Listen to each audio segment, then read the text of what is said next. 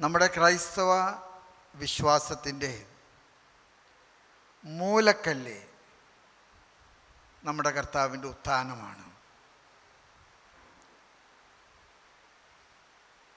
അതുകൊണ്ട് തന്നെ പൗലോസ് അപ്പസ്തോലൻ കൊറിന്തോസിലെ സഭയ്ക്ക് എഴുതിയ ഒന്നാമത്തെ ലേഖനത്തിലെ 15-ാമത്തെ അധ്യായത്തിലെ 4-ാമത്തെ വചനത്തിൽ ഇങ്ങനെ പറയുന്നുണ്ട്: അവൻ ഉത്ഥാനം ചെയ്തില്ലായിരുന്നുവെങ്കിൽ ഞാൻ നിങ്ങളോട് പ്രസംഗിച്ചത് മുഴുവൻ വ്യർത്ഥവും ശൂന്യവുമാണ്. നമ്മുടെ വിശ്വാസത്തിൻ്റെ അടിസ്ഥാന ശിലയാണ് നമ്മുടെ കർത്താവിൻ്റെ ഉത്ഥാനം.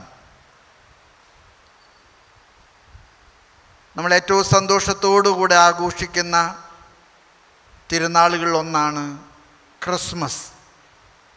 വളരെ പ്രധാനപ്പെട്ട ഒരു തിരുനാളാണ്. ദൈവത്തിൻ്റെ ഏകജാതൻ ഈ ലോകത്തിൽ മനുഷ്യനായിട്ട് അവതരിച്ച സന്തോഷം. ഈശോ എന്തിനാണോ ഈ ലോകത്തിൽ മനുഷ്യനായിട്ട് അവതരിച്ചത്, അത് ഈ ലോകത്തിൻ്റെ രക്ഷ പൂർത്തിയാക്കാനാണ്. അവിടുത്തെ പീഡാനുഭവത്തിലും മരണത്തിലും കർത്താവ് പൂർത്തിയാക്കിയ രക്ഷയുടെ കിരീടധാരണമാണ് ഉയർപ്പ് തിരുനാൾ. അതുകൊണ്ടാണ് അപ്പസ്തോലനായ പൗലോസ് പറഞ്ഞത്, അവൻ ഉത്ഥാനം ചെയ്തില്ലായിരുന്നുവെങ്കിൽ എൻ്റെ ഈ പ്രസംഗവും എൻ്റെ ഈ സുവിശേഷ വേലയും അർത്ഥശൂന്യമാണ്, വ്യർത്ഥമാണ്. നിങ്ങൾക്കറിയാം, 4 സുവിശേഷങ്ങളാണ് ബൈബിളിലുള്ളത്: മത്തായി, മർക്കോസ്, ലൂക്ക, യോഹന്നാൻ. 4 സുവിശേഷകന്മാരും നിർബന്ധമായിട്ടും സംസാരിച്ചിട്ടുള്ള ഏക വിഷയം നമ്മുടെ കർത്താവ് മരിച്ചവരിൽ നിന്ന് ഉത്ഥാനം ചെയ്തുവെന്നുള്ള സദ്വാർത്തയാണ്. വിശുദ്ധനായ സഭാപിതാവ് അംബ്രോസ് പറയുന്നുണ്ട്, നമ്മുടെ ക്രൈസ്തവ വിശ്വാസത്തിൻ്റെ ഹൃദയമിടിപ്പാണ് നമ്മുടെ കർത്താവിൻ്റെ ഉത്ഥാനം. നമ്മുടെ ക്രൈസ്തവ ജീവിതം ശൂന്യമാകുന്നത് ഉത്ഥാനത്തിലുള്ള നമ്മുടെ വിശ്വാസം പ്രഖ്യാപിക്കാനും പ്രായോഗികമാക്കാനും നമുക്ക് കഴിയാതെ വരുമ്പോഴാണ്. സൗളിൻ്റെ മാനസാന്തരം കൊറിന്തോസിലെ 1-ാമത്തെ ലേഖനം 15-ാമത്തെ അധ്യായത്തിൽ പറയുന്നത് പോലെ തന്നെ അവൻ്റെ ഉത്ഥാനം നേരിട്ട് കാണാൻ എനിക്ക് ഭാഗ്യമില്ലായിരുന്നു. പക്ഷേ അവസാനം എന്നെ അവൻ പ്രത്യക്ഷപ്പെട്ട് എന്നെ തട്ടി താഴെയിട്ടു. നിങ്ങൾക്കെല്ലാവർക്കും അറിയാം, അപ്പസ്തോലന്മാരിലെ എല്ലാവരും പാവങ്ങളും നിരക്ഷര കുക്ഷികളുമായിരുന്നു. ഒക്കെ മുക്കുവന്മാരായിരുന്നു. പക്ഷെ കർത്താവിൻ്റെ ശിഷ്യന്മാരിലെ അന്നത്തെ ഓക്സ്ഫോർഡ്, കേംബ്രിഡ്ജ് യൂണിവേഴ്സിറ്റികളിലെ പഠിച്ചതിന് തുല്യം വിദ്യാഭ്യാസ യോഗ്യതയുള്ള ഏകശിഷ്യൻ ഗമാലിയേലിൻ്റെ ശിഷ്യനായിട്ടുള്ള സൗളാണ്. അതുകൊണ്ടാണ് സാവൂള് മാനസാന്തരപ്പെട്ടപ്പോഴാണ് ക്രിസ്തു വിശ്വാസം ജെറൂസലേമിനപ്പുറത്തേക്ക് ലോകത്തിൻ്റെ അതിർത്തികളിലേക്ക് ചക്രവാളമിട്ടത്. കർത്താവിൻ്റെ ജീവചരിത്രമാണ് മത്തായിയും മർക്കോസും ലൂക്കായും യോഹന്നാനൊക്കെ എഴുതിയത്. എന്നാൽ കർത്താവ് ദൈവമാണെന്ന് തെളിയിക്കാൻ നടത്തിയ പരിശ്രമമാണ് പൗലോസിൻ്റെ ലേഖനങ്ങളെല്ലാം തന്നെ. പൗലോസ് ശക്തമായും യുക്തിഭദ്രമായിട്ടും തെളിയിച്ചേക സത്യം, അവൻ മനുഷ്യനല്ല, അവൻ മനുഷ്യനായിട്ട് ജനിച്ച ദൈവമാണ്. അതുകൊണ്ട് തന്നെ നമ്മുടെ ക്രൈസ്തവ വിശ്വാസത്തിൻ്റെ ആധാരശിലയാണ്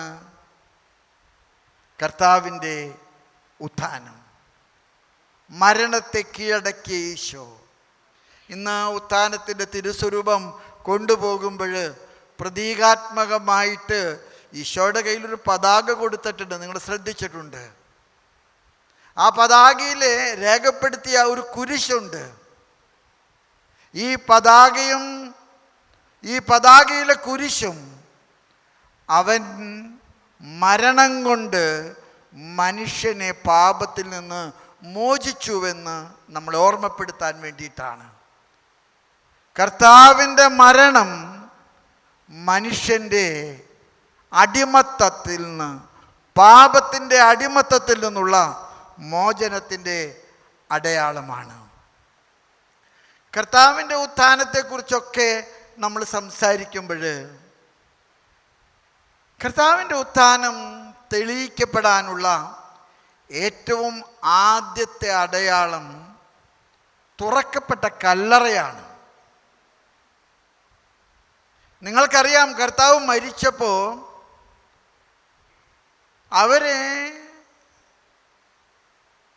പീലാത്തോസിനോട് പറഞ്ഞൊരു കാര്യമുണ്ട്. ഇവൻ ഉയർത്തെഴുന്നേൽക്കുമെന്ന് പ്രസംഗിച്ചിട്ടുള്ളവനാണ്, ഞങ്ങളതിൽ വിശ്വസിക്കുന്നില്ല. പക്ഷെ ഇവൻ ഉയർത്തെഴുന്നേൽക്കാനുള്ള സർവ്വ സാധ്യതകളും തടസ്സപ്പെടുത്താൻ ആർക്കും ഉരുട്ടി മാറ്റാൻ കഴിയാത്ത ഏറ്റവും ഭീമാകാരമായിട്ടുള്ള കല്ലുകൊണ്ട് വേണം ഇവൻ്റെ കല്ലറ നിങ്ങൾ അടയ്ക്കേണ്ടത്. ഇവൻ്റെ കല്ലറ അടയ്ക്കേണ്ടത് ഒരു മനുഷ്യനും ഒരിക്കലും ഉരുട്ടി മാറ്റാൻ പറ്റാത്ത കല്ലുകൾ വെച്ചിട്ടാണ്. പാവപ്പെട്ട സ്ത്രീകൾ അവരാണ് കർത്താവിനെ അന്വേഷിച്ചു വന്നത്. അവർക്കൊരു സങ്കടം ഉണ്ടായിരുന്നു.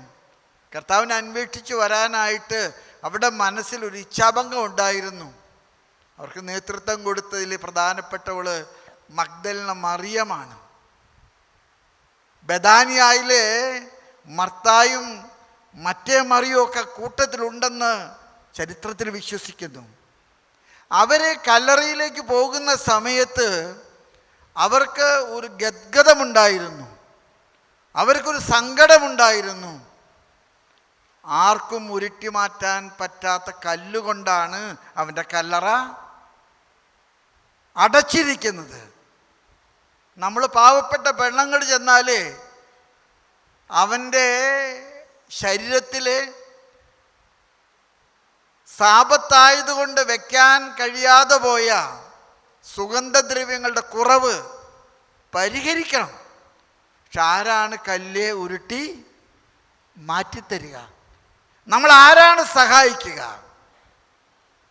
സ്നേഹമുള്ളവരെ, അവർ വന്നപ്പോൾ അത്ഭുതമായിട്ട് കണ്ട കാര്യം, കർത്താവിൻ്റെ കല്ലറയുടെ കല്ല് ഉരുട്ടി മാറ്റപ്പെട്ടതായിട്ട് കാണപ്പെട്ടു.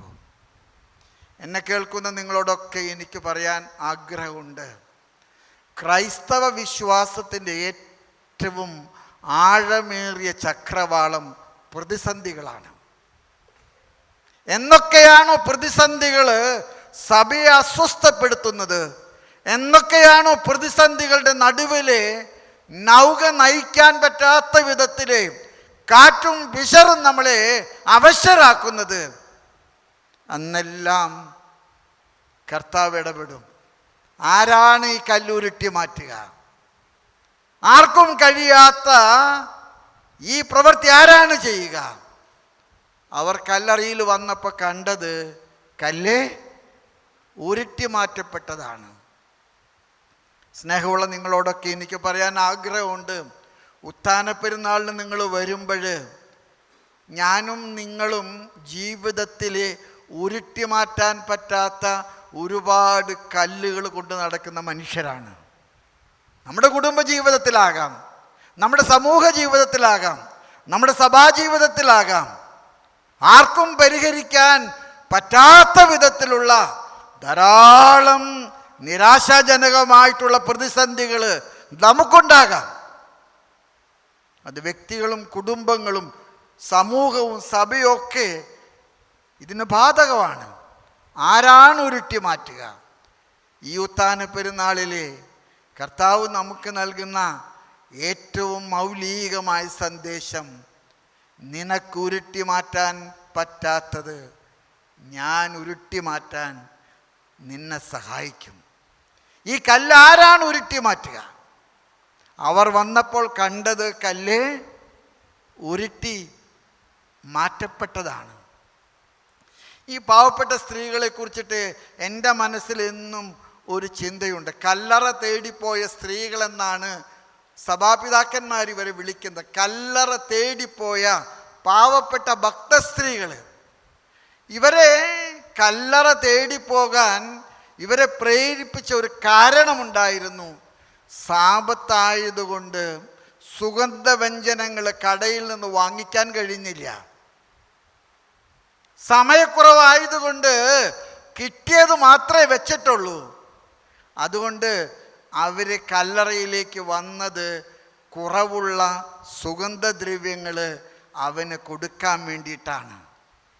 നമ്മുടെ വിശ്വാസത്തിൻ്റെ ഏറ്റവും മനോഹരമായിട്ടുള്ള ഒരു നിലപാട്, കർത്താവ് നൽകുന്നതൊക്കെ വാങ്ങിക്കണം, എനിക്കെല്ലാം കിട്ടണം. പക്ഷെ ഓർക്കുക, ഞാൻ കർത്താവിന് കൊടുക്കേണ്ടത് കൊടുക്കാൻ മറക്കരുത്. അവർ വന്നത് കർത്താവിൻ്റെ കല്ലറയിൽ വെക്കാൻ ആഗ്രഹിച്ചുവെങ്കിലും സാപത്ത് ആരംഭിച്ചത് കൊണ്ടും തിടുക്കം കൂടിയത് കൊണ്ടും കർത്താവിൻ്റെ കല്ലറയിൽ വെക്കാൻ കഴിയാത്ത സുഗന്ധദ്രവ്യങ്ങളുമായിട്ടാണ്. എൻ്റെ പ്രിയപ്പെട്ട സഹോദരങ്ങളെ, നമ്മൾ ജീവിക്കുന്ന സമൂഹത്തിൽ ഇന്ന് അപഖ്യാതികളും അപമാനങ്ങളും ദുർവ്യാഖ്യാനങ്ങളൊക്കെ ഒരുപാടുണ്ട്. നന്മയ്ക്ക് പകരം നമുക്ക് ചുറ്റും അന്ധകാരമാണ്. നമുക്ക് ചുറ്റും വിശ്വാസത്തേക്കാൾ കൂടുതൽ ബുദ്ധിയുടെ വലിയ പ്രഖ്യാപനങ്ങളാണ്. പക്ഷെ മനസ്സിലാക്കുക, കർത്താവ് നമുക്ക് നൽകുന്ന വഴികൾ ബുദ്ധിയുടെ വഴികൾ മാത്രമല്ല, ഹൃദയത്തിൻ്റെ വലിയ വലുപ്പമുള്ള വിസ്തൃതമായ, അവന് കൊടുക്കാൻ ആഗ്രഹിച്ചിടത്തോളം കൊടുക്കാൻ കഴിയാൻ പറ്റാത്തതിലെ ദുഃഖാർത്തരായ സ്ത്രീകൾ അവരാണ് വന്നത്. ഞാൻ ഈ സമൂഹത്തിലുള്ള സ്ത്രീകളോടൊക്കെ പറയാൻ എനിക്ക് ആഗ്രഹമുണ്ട്. നിങ്ങളമ്മമാർക്ക് വലിയ ദൗത്യമുണ്ട്, നിങ്ങൾ സ്ത്രീകൾക്ക് വലിയ ദൗത്യമുണ്ട്. ഞാൻ പുരുഷന്മാരുടെ ദൗത്യം കുറവാണെന്നോ അവർക്ക് ഗൗരവമായിട്ടുള്ള ഉത്തരവാദിത്തങ്ങൾ ഇല്ല എന്നുള്ള ഒരു അർത്ഥത്തിലൊന്നുമല്ല അത് പറയുന്നത്. നമ്മുടെ സമൂഹത്തെ ഭദ്രമായിട്ട് അച്ചടക്കത്തിലും ഐക്യത്തിലുമൊക്കെ സൂക്ഷിക്കുന്നതിൽ അമ്മമാർക്ക്, സ്ത്രീകൾക്ക് വലിയ പങ്കുണ്ട്.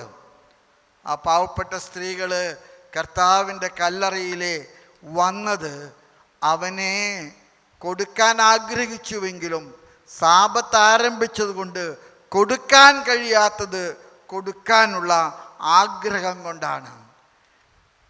നമുക്ക് കർത്താവിന് ഇനി ഒരുപാട് കൊടുക്കാനുണ്ടെന്നുള്ള ഒരു ചിന്ത ഉണ്ടാകട്ടെ. കർത്താവിനെ അവർ കണ്ടപ്പോൾ അവരുടെ ഏറ്റവും വലിയ ഒരു ശ്രദ്ധ ഉണങ്ങാത്ത മുറിവുകളായിരുന്നു. കർത്താവിൻ്റെ ഉണങ്ങാത്ത മുറിവുകൾ അതാണ് അവരെ ഏറ്റവും കൂടുതൽ ആകർഷിച്ചത്. കർത്താവിൻ്റെ മുറിവുകൾ കർത്താവിൻ്റെ സഹനത്തിൻ്റെ അടയാളങ്ങളാണ്. എന്നൊക്കെയാണ് സഹനങ്ങളുള്ളത്, എന്നൊക്കെയാണ് പ്രതിസന്ധികളുള്ളത്, അന്നൊക്കെ തന്നെ നമ്മൾ കർത്താവിൻ്റെ പീഡാനുഭവത്തിലെ കൂട്ടുപങ്കാളികളാണ്. നമ്മൾ കർത്താവിനോട് കൂടെ ഒന്നിച്ച് യാത്ര ചെയ്യുന്നവരാണ്. അതുകൊണ്ടാണ് കർത്താവ് ശിഷ്യത്വത്തിലേക്ക് സ്ലീഹന്മാരെ വിളിച്ചപ്പോഴും അവരോടൊറ്റ കാര്യം പറഞ്ഞുള്ളൂ: നിങ്ങളിൽ ആരെങ്കിലും എൻ്റെ പിന്നാലെ വരാൻ ആഗ്രഹിക്കുന്നുവെങ്കിൽ അവൻ സ്വയം ത്യജിച്ച് സ്വന്തം കുരിശുമെടുത്ത് എൻ്റെ പിന്നാലെ വരിക. കർത്താവ് ചുമന്ന കുരിശ്, അതിൻ്റെ തുടർച്ച ഞാനും നിങ്ങളൊക്കെ ജീവിതത്തിലെ ചുമക്കുന്നവരാണെന്ന് തിരിച്ചറിയുക. എനിക്കും നിങ്ങൾക്കൊക്കെ ജീവിതത്തിൽ ധാരാളം സഹനങ്ങളുണ്ട്, ധാരാളം വേദനകളുണ്ട്, ധാരാളം മുറിവുകളുണ്ട്. മറക്കരുത്, മറക്കാതെ ഓർത്തിരിക്കണം. ഈ മുറിവുകളാണ് ഉത്ഥാനത്തിലേക്ക് നമ്മെ കൂട്ടിയോജിപ്പിക്കുന്നത്. മുറിവുകളേറ്റവൻ്റെ കൂട്ടത്തിലാണ് ഞാൻ എൻ്റെ മുറിവുകൾ വഹിക്കുന്നത്. ഞാൻ ചിലപ്പോഴൊക്കെ കണ്ടിട്ടുണ്ട്, നമ്മുടെ ഉത്ഥാനത്തിൻ്റെ തിരുസ്വരൂപത്തെ തൊട്ട് വണങ്ങാനായിട്ട് മനുഷ്യർ കാണിക്കുന്ന ആഗ്രഹം. ആഗ്രഹത്തിൻ്റെ പിറകിൽ ഒരു വലിയ മോഹമുണ്ട്, ഒളിച്ചു വയ്ക്കുന്ന ഒരു മോഹമുണ്ട്. കർത്താവേ, നിന്നെപ്പോലെ ഏറ്റെടുക്കാനും നിന്നെപ്പോലെ കുരിശുമക്കാനും നിന്നെപ്പോലെ മരണം വരെ അനുസരണത്തോടും വിശ്വാസത്തോടും കൂടെ നിൽക്കുവാനും എന്നെ സഹായിക്കണേ. ഞാൻ ഈ ഉത്ഥാനത്തിൻ്റെ വിവരണങ്ങൾ വായിച്ചപ്പോൾ എന്നെ ഏറ്റവും കൂടുതൽ ആകർഷിച്ച ഒരു നിമിഷമുണ്ട്. കർത്താവ് കല്ലറയിൽ നിന്ന് മറിയം തോട്ടക്കാരനാണെന്ന് സംശയിച്ചപ്പോൾ, ഇത് തോട്ടക്കാരനാണോ എന്ന് അവളുടെ മനസ്സിൽ സന്ദേഹം വന്നപ്പോൾ കർത്താവ് ഒരു കാര്യം ചെയ്തു. കർത്താവ് പേര് ചൊല്ലി അവളെ വിളിച്ചു, മറിയം. സുവിശേഷത്തിൽ ഏറ്റവും മനോഹരമായിട്ടുള്ള ഒരു വിശ്വാസ പ്രഖ്യാപനം, ആരാധനയാണ് മറുപടിയായിട്ട് വന്നത്. മറിയം. അവൾ പറഞ്ഞ വാക്കെന്താണെന്നറിയാമോ? റബ്ബോണി. യഹൂദ ഭാഷയിലെ, ഹീബ്രു ഭാഷയിലെ പാണ്ഡിത്യമുള്ള എല്ലാവരും പറയുന്നത് ഒരു ഭാഷയിലേക്കും തർജ്ജമ ചെയ്യാൻ പറ്റാത്ത ഒരു പ്രയോഗമാണ് റബ്ബോണി. നാഥ, ഗുരു, എൻ്റെ സ്വന്തമേ, റബ്ബോണി. എൻ്റെ പ്രിയമുള്ളവരെ, മറിയത്തെ കഴുകിയത് കർത്താവാണ്. അവളെത്ര വലിയ പാപിനിയാണെന്ന് ഞാനും നിങ്ങളൊക്കെ കരുതുന്നതിനേക്കാൾ കൂടുതൽ കർത്താവിനറിയാം. അവളെ കഴുകി വൃത്തിയാക്കി അവളോട് കർത്താവ് വിളിക്കുകയാണ്, അവൾ കർത്താവിനെ വിളിക്കുകയാണ് റബ്ബോണി, നാഥ, ഗുരുവേ, ദൈവമേ, ഞാനിതാ കീഴടങ്ങുന്നു. റബ്ബോണി. നമ്മുടെ ജീവിതത്തിലെ ഈ വിശ്വാസത്തിൻ്റെ ഈ വലിയ പ്രഖ്യാപനം, അവിടെയാണ് കർത്താവ് മറിയത്തെ ഓർമ്മപ്പെടുത്തുന്നത്. മറിയം, മറിയം. എന്നിട്ട് കർത്താവ് അവളോട് പറഞ്ഞൊരു കാര്യമുണ്ട്. എന്താണെന്നറിയാമോ കർത്താവ് അവളോട് പറഞ്ഞത്? നീ ഇവിടെ നിൽക്കരുത്, നീ ഇവിടെ നിൽക്കരുത്. പോയി എല്ലാവരോടും പറയുക, ഞാൻ മരിച്ചവരിൽ നിന്ന് ഉത്ഥാനം ചെയ്തുവെന്ന്. എൻ്റെ പ്രിയപ്പെട്ട എല്ലാ സഹോദരങ്ങളോടും എനിക്ക് പറയാൻ ആഗ്രഹമുണ്ട്. ഒരു ക്രിസ്തു ശിഷ്യൻ ഒരു മിഷണറിയാണ്. നിങ്ങളൊരു മിഷണറിയാണ്. നിങ്ങൾ പള്ളിയിൽ വരുന്നു, കുർബാന കാണുന്നു, നൊവേനയിൽ സംബന്ധിക്കുന്നു, എല്ലാ കാര്യത്തിലും സഹകരിക്കുന്നു. പക്ഷെ നിങ്ങളെപ്പോഴെങ്കിലും നിങ്ങളുടെ സഹോദരങ്ങളോട് പറയാൻ ധൈര്യം കാണിച്ചിട്ടുണ്ടോ? ക്രിസ്തു ജീവിക്കുന്ന രക്ഷകനാണെന്ന്. ക്രിസ്തു അല്ലാതെ മറ്റൊരു രക്ഷകനില്ലെന്ന് പറയാനുള്ള ചങ്കൂറ്റം. ഇങ്ങനെ പറയുന്നിടത്ത് വിവേകം ഉണ്ടാകണമെന്നുള്ളത് സാമാന്യമായ അർത്ഥമാണ്. പക്ഷെ ഞാനും നിങ്ങളും പലപ്പോഴും മിഷനെ സഹായിക്കും, മിഷനിലേക്ക് ആളുകൾക്ക് വേണ്ടി പ്രാർത്ഥിക്കും. പക്ഷെ ഞാനും നിങ്ങളും മിഷണറിമാരാണ്. ഓർക്കുക, നമ്മുടെ മിഷൻ പ്രവർത്തനം അതാണ്. മറിയമെന്ന് വിളിച്ചപ്പോൾ അവള് കർത്താവിനെ തിരിച്ചു വിളിച്ചു റബ്ബോണി. അവൾക്ക് കർത്താവ് കൊടുത്ത ഏറ്റവും വലിയ സമ്മാനമാണ് സമാധാനം. കർത്താവിനെ സ്വീകരിക്കുന്നവർക്ക് കർത്താവ് നൽകുന്ന ഏറ്റവും വലിയ സമ്മാനം അത് സമാധാനമാണ്. അതുകൊണ്ട് നമുക്ക് ഈ ഉത്ഥാന പെരുന്നാളിലെ ഈ രക്ഷയുടെ വലിയ അടയാളമായ കർത്താവിൻ്റെ സഹനത്തിൻ്റെ വിജയത്തിൻ്റെ പതാക എൻ്റെയും നിങ്ങളുടെയും ജീവിതത്തിൽ ഏറ്റുവാങ്ങാൻ സാധിക്കട്ടെ. അസീസിയിലെ ഫ്രാൻസിസിനെ കുറിച്ച് ഞാൻ നിങ്ങളോട് പറഞ്ഞുകൊണ്ട് നിർത്താൻ ആഗ്രഹമുണ്ട്. അസീസിലെ ഫ്രാൻസിസ് പിഴകെട്ട് ജീവിച്ച ധൂർത്തപുത്രനായിരുന്നു. മാനസാന്തരപ്പെട്ട ശേഷം നിങ്ങൾ കണ്ടിട്ടുണ്ട്, ഫ്രാൻസിസ് കർത്താവിൻ്റെ രൂപത്തിൻ്റെ മുൻപിൽ നിൽക്കുമ്പോൾ കർത്താവ് വലതുകരം വിടർത്തി ഫ്രാൻസിസിനെ ചേർത്ത് പിടിക്കുന്നു. എന്നിട്ട് ഫ്രാൻസിസ് എഴുതിയ ഒരു പ്രാർത്ഥനയുണ്ട്, ഏറ്റവും മനോഹരമായിട്ടുള്ളൊരു പ്രാർത്ഥന. ആ പ്രാർത്ഥന എന്താണെന്നറിയാമോ? കർത്താവേ, നിൻ്റെ സമാധാനത്തിൻ്റെ ഉപകരണമായിട്ട് എന്നെ നീ മാറ്റണമേ. കർത്താവേ, നിൻ്റെ സമാധാനത്തിൻ്റെ ഉപകരണമായിട്ട് എന്നെ നീ മാറ്റണമേ. പരിശുദ്ധ പിതാവ് ബെർഗോളിയോ അർജന്റീനയിൽ നിന്ന് തിരഞ്ഞെടുക്കപ്പെട്ടപ്പോൾ അദ്ദേഹത്തോട് ചോദിച്ചെന്നാണ് പറയുന്നത്, എന്ത് പേരാണ് എടുക്കുന്നത്? അദ്ദേഹം ഒരു നിമിഷം കണ്ണടച്ച് വിതുമ്പി കരഞ്ഞുകൊണ്ട് പറഞ്ഞു, എനിക്ക് ഫ്രാൻസിസിൻ്റെ പേരാണ് വേണ്ടത്. അങ്ങനെയാണ് മാർപ്പാപ്പ ചരിത്രത്തിൽ ആദ്യമായിട്ട് ഫ്രാൻസിസ് എന്ന പേരെടുത്തത്. മാർപ്പാപ്പയോട് പത്രക്കാർ കുത്തി ചോദിച്ചൊരു ചോദ്യമുണ്ട്, മാർപ്പാപ്പ എന്തുകൊണ്ടാണ് ഈ പേരെടുത്തത്? മാർപ്പാപ്പയ്ക്ക് ഒറ്റ മറുപടിയേ ഉള്ളൂ, എൻ്റെ ശുശ്രൂഷ സമാധാനത്തിൻ്റെ ഉപകരണമാകലാണ്. ഈ ഉത്ഥാന പെരുന്നാളിലെ ഞാനും നിങ്ങളും ഈ സമാധാനത്തിൻ്റെ ഉപകരണങ്ങളാകാൻ കാരണമാകട്ടെ എന്ന് ഞാൻ പ്രാർത്ഥിക്കുന്നു. നിങ്ങളെല്ലാവരോടും പോയി പറയുക, അവൻ ഇവിടെയില്ല, അവൻ ഉത്ഥാനം ചെയ്തു. നമുക്കെല്ലാവരോടും കർത്താവിൻ്റെ ഉത്ഥാനത്തിൻ്റെ സന്ദേശം അറിയിക്കാം. മറിയത്തെപ്പോലെയും മർത്തായെപ്പോലെയും ഭക്തസ്ത്രീകളെപ്പോലെയും അവന് കൊടുത്തത് ഞങ്ങൾ കൊടുത്തെടുത്തോളം കൊടുക്കാൻ കഴിഞ്ഞില്ല എന്നുള്ള ആഗ്രഹം കൊണ്ട് കർത്താവിൻ്റെ കല്ലറ തേടി വന്ന അവർ നമ്മുടെ മനസ്സിൽ അങ്ങനെ ഉണ്ടാകട്ടെ. നമ്മുടെയൊക്കെ പ്രാർത്ഥന മറിച്ചാണ്. എനിക്ക് കിട്ടേണ്ടിടത്തോളം തമ്പുരാൻ ഇതുവരെ തന്നിട്ടില്ല, ഞാൻ കൊടുക്കേണ്ടിടത്തോളം തമ്പുരാന് കൊടുത്തു എന്നൊരു ചോദ്യം നമ്മൾ മറക്കാതെ ചോദിക്കണം. അങ്ങനെ 2025 വലിയ നോമ്പ് വീടുകയാണ്. നോമ്പ് വീടുന്നത് നോമ്പിൻ്റെ അവസാനമല്ല, നോമ്പിൽ ജീവിക്കാനുള്ള ശക്തി ശേഖരിച്ചതിൻ്റെ അടയാളമാണ് നോമ്പ് വീടുന്നത്. ഞാനതുകൊണ്ടാണ് പലപ്പോഴും ഈ മലയാറ്റൂർക്ക് പുതുഞായറാഴ്ച ആളുകൾ പോകുന്നതിൽ അർത്ഥമുണ്ട്.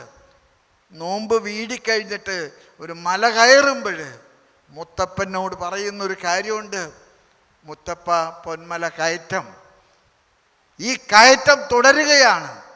നമുക്ക് ഈ ജീവിതത്തിൽ അതുണ്ടാകട്ടെ. ഞാൻ ഇത്തവണ തിരുവാങ്കുളം പള്ളിയിലെ ഈസ്റ്ററിൻ്റെ തിരുക്കർമ്മങ്ങൾ നിർവഹിക്കുമ്പോൾ നിങ്ങളോടൊക്കെ പറയും, നിങ്ങൾ സമാധാനത്തിന് വേണ്ടി പ്രാർത്ഥിക്കണം.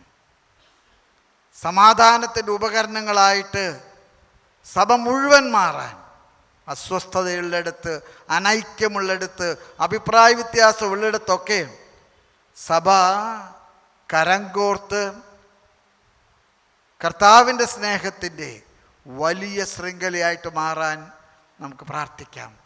എല്ലാവർക്കും ഒരിക്കൽ കൂടെ ഉത്ഥാന തിരുനാളിൻ്റെ സർവമംഗളങ്ങളും ഞാൻ നേരുന്നു. ബലഹീനനും ഭാവിയുമായി എനിക്ക് വേണ്ടി കൂടെ നിങ്ങൾ പ്രാർത്ഥിക്കണം. ഈ കാലഘട്ടത്തിൽ എറണാകുളം അതിരൂപതയെ നയിക്കാൻ ദൈവം എന്നെ നിയോഗിച്ചപ്പോൾ എൻ്റെ കഴിവിനപ്പുറത്ത് കർത്താവിൻ്റെ കരുണയ്ക്കും നിങ്ങളുടെ പ്രാർത്ഥനയ്ക്കുമായിട്ട് ഞാൻ എന്നെ സമർപ്പിക്കുന്നു. പരിശുദ്ധ അമ്മയുടെ മാധ്യസ്ഥവും നമ്മുടെ പിതാവായ തോമാസ് ശ്ലീഹായുടെ സംരക്ഷണവും നമ്മുടെ സഭയിൽ സകല വിശുദ്ധന്മാരുടെയും മാധ്യസ്ഥവുമൊക്കെ നമ്മുടെ കൂടെ ശുശ്രൂഷയിലുണ്ടാകാൻ ദൈവം ഇടവരുത്തട്ടെ. നിങ്ങൾക്കെല്ലാവർക്കും ഒരിക്കൽ കൂടെ ഉത്ഥാന പെരുന്നാളിൻ്റെ സർവ്വമംഗളങ്ങളും സ്നേഹപൂർവ്വം ആശംസിച്ചുകൊണ്ട് ഞാൻ നിങ്ങൾക്ക് വേണ്ടി പ്രാർത്ഥിക്കുന്നു. നിങ്ങൾ എനിക്ക് വേണ്ടി പ്രാർത്ഥിക്കണമെന്ന് യാചിച്ചുകൊണ്ട് പിതാവിൻ്റെയും പുത്രൻ്റെയും പരിശുദ്ധാത്മാവിൻ്റെയും നാമത്തിൽ ആമേൻ.